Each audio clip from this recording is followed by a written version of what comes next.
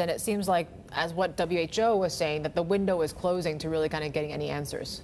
So it's the WHO's investigators who did that initial work. They were on the ground in Wuhan in January, and they laid out the different scenarios that they thought that could have led to the virus emerging.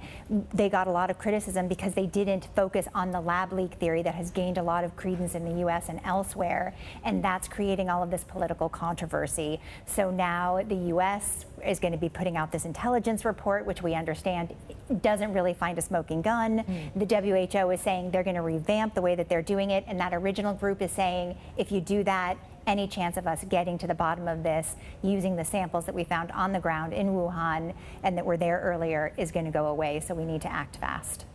Act fast to then do what? If this report that's coming out is likely going to be inconclusive, what will be the next steps, I guess, to get any sort of clarity on where they're starting? Right. Well, so the report that's coming out from the U.S. is an intelligence report. So that's intelligence people who are, on the ground looking for reports and information, that sort of thing. That's different than the scientific thing, and we're all learning pieces about the virus. For example, antibodies in your body wane over time. We know that now with the infection and with the vaccines. And of course, there are samples in China of people's blood that we could go back and look at and see if there's antibodies from, the summer, from September. But if those antibodies are waning, then they might be gone if we wait too long. So the scientists are saying we need to go after this with science, and the investigators are saying, the intelligence agencies are saying, we're not finding a smoking gun. So if there's anything there, it wasn't written down per the intelligence agencies. It's like we'll never find the origin, I feel like. Michelle, tell us about vaccine mandates. It seems to be picking up in the U.S. right now. What's the response been so far?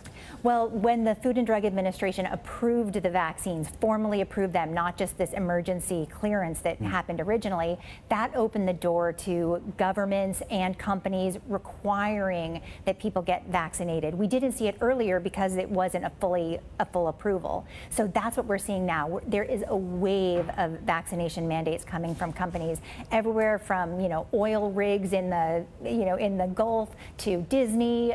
Everywhere that you're going to go, people are going to have to be getting vaccinated if you want to continue showing up for work.